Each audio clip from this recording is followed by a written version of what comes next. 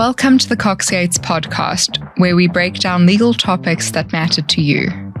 Cox Yeats is a dynamic law firm with offices in Durban, Johannesburg, and Cape Town, known for practical insights and real-world legal expertise.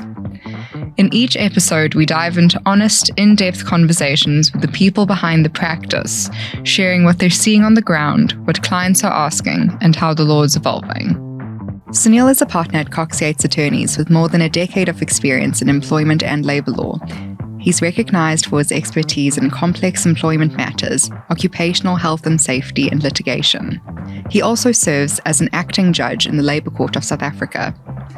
Sunil brings extensive expertise, and his practical experience spans a wide range of issues, from collective bargaining and organisational restructuring to complex disciplinary inquiries and high-profile litigation.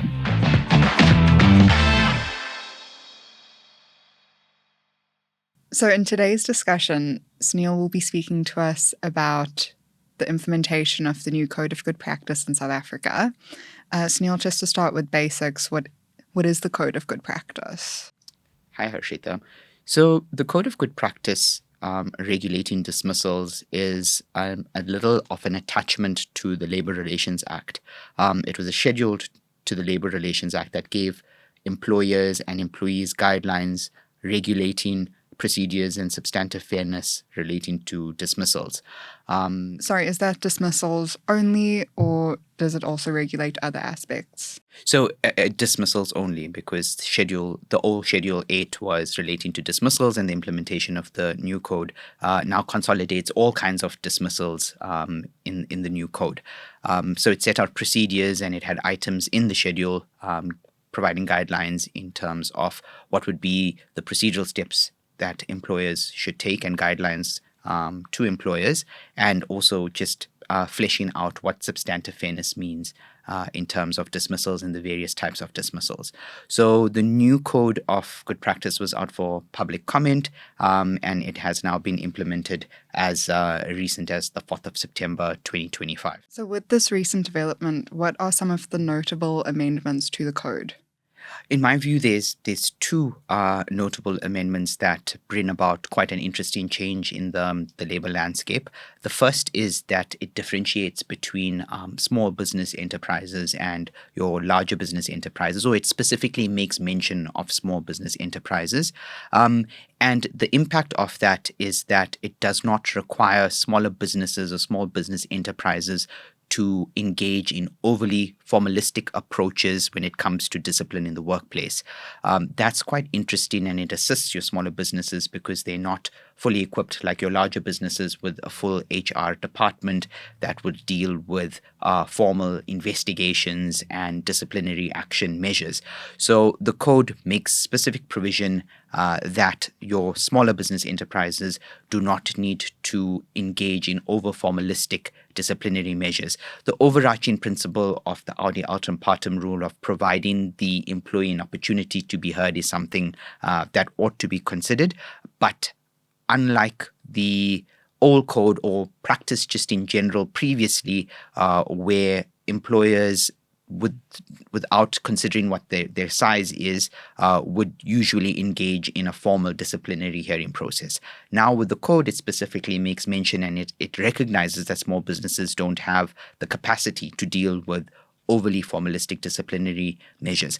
What's also quite interesting about the code is that it doesn't define what a small business enterprise is. So that will be quite interesting to see as we move forward, how it is that the CCMA and commissioners look at defining or recognizing what are small business enterprises.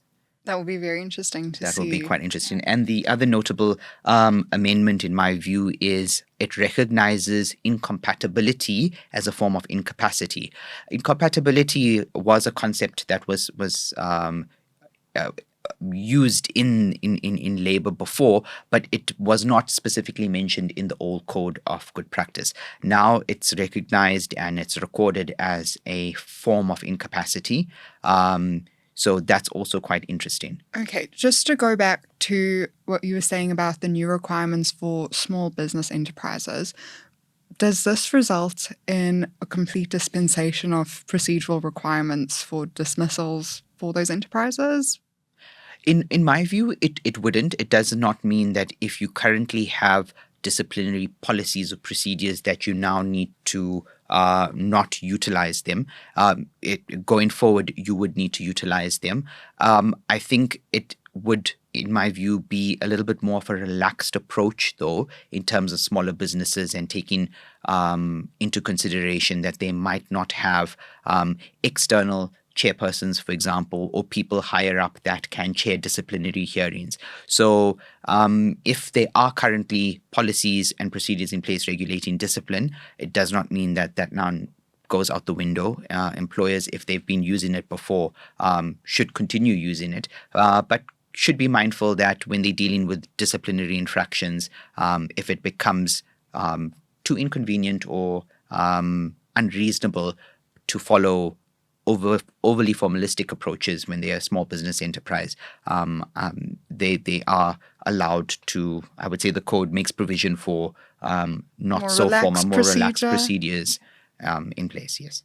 So for incompatibility, could you briefly explain what that is? So also quite interesting with the new code, it doesn't really define or give you guidelines as to what incompatibility is. We look to case law dealing with incompatibility. Incompatibility basically is if an employee is causing some sort of disharmony in the workplace. Also, someone not fitting in.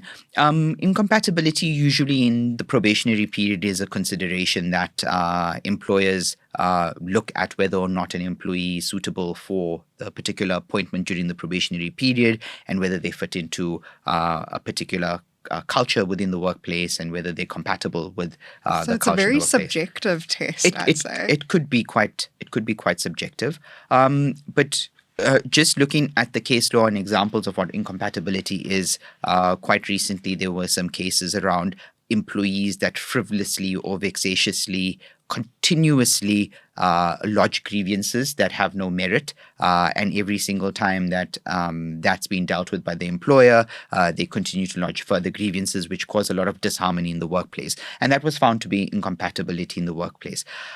What's quite interesting about it being as a form of incapacity is previously, in terms of the old code, we had incapacity, poor work performance, and ill health. Now incompatibility is being added to that list as a form of incapacity. There was a lot of questions as to whether or not incompatibility would be a form of operational requirement or a retrenchment, but it now falls under the umbrella of incapacity. Okay, so there are no further, like a test in the code for what incompatibility is. You'll still have to refer to case law to get an idea. Correct. Also, with the new code, looking at probationary employees and how to deal with probationary employees, it is one of the considerations. Does not expressly state that in the code, but like I said previously, it was one of the considerations amongst looking at whether or not an employee is able to perform and meet a standard, is also whether or not they fit into that particular role and that particular corporate culture, so to speak. So it is now one of the considerations. Also, the probationary clauses or how probationary employees are dealt with is something that the new code deals with, looking at the seniority of the employee for there to be less stringent requirements or less requirements on the employer to mentor and to provide training to somebody who is more senior. Was this in the old code at all?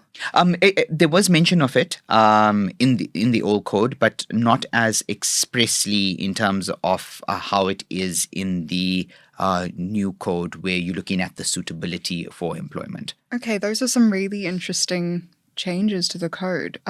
What do you think the impact is of the new code being implemented? Like I've said, with the two notable amendments where there's a consideration of the type of business and small businesses, and recognizing the fact that small businesses ought not to disrupt their operations just to deal with discipline, is actually quite a notable amendment, and I think it would be welcomed, especially in South Africa's economy, where small businesses are trying to just get on with doing business rather than having to deal with overly complicated HR requirements. So the impact of that obviously is that it allows small businesses to focus on what their primary objectives are, and that is to try to make it in quite difficult economic times. But employees might feel vulnerable to the extent that they might feel, if they're working for smaller business enterprises, that will be it's easier. completely within the employer's prerogative that I don't like you today, you're just wearing a green shirt, so out you go. I think what's important to note is the alternative dispute resolution mechanisms that we have, like the CCMA and bargaining councils, that look at whether or not a dismissal is fair. So if it is something as arbitrary as I don't like you today and out you go, there's always the option to refer a matter to the CCMA. So although the CCMA isn't a watchdog in the sense that they are going to overlook every single process, but obviously if an employee is aggrieved by a dismissal and it is patently unfair as that, has that option to go to the CCMA and then to get the relief that they would be entitled to in terms of the Labour Relations Act. So the relief for unfair dismissals does not change. What the code does is that it just recognizes the fact that we've got different types of businesses and a more practical approach to dismissals. Also, I think what is quite interesting about the new code is that it consolidates all types of dismissals. So apart from there being the fault dismissals like misconduct and incapacity, there's also retrenchments that's dealt with in the code. It doesn't change significantly from how retrenchments have been previously dealt with in terms of procedural requirements, but it sets out a little bit of a guideline in terms of here's a checklist that you can follow. So what the code does is that it looks at dismissal and it puts it all in one nice place that everybody can look at to see what the procedural requirements are for all types of dismissals in order for it to be fair and what the substantive requirements for it are. Have they gone into more detail about different types of retrenchments and procedures? Like, has that changed? No. So what it does, it just explains sort of what retrenchment or previously you had retrenchment as a sort of separate item in the Code of Good Practice dealing with retrenchments. Now it's just part of the dismissal Code of Good Practice all in one place. So it doesn't substantively change anything. No. It just I think there's a checklist at the back that just tells you that this is what you've got to follow procedurally, which just is in terms of 189. What's in 189 is just contained in the code. So no substantive changes to the law. Okay, so what is the effect of the old Code of Good Practice now that the new one has been implemented? So with the implementation of the new Code of Good Practice, the old one has been repealed and falls away. And with effect from the 4th of September, the new Code of Good Practice regulating dismissals in the workplace is what's effective and is the guideline that employers and employees would now look to. Thank you for having this discussion with us today, Sunil, updating us on the changes to the Code of Good Practice. I hope both employees and employers can take something away from this. It's my pleasure. Thank you, Harshita. Thank you to the Cox Yeats team for this insightful discussion, and thank you for joining us. Please share this episode if you found it insightful.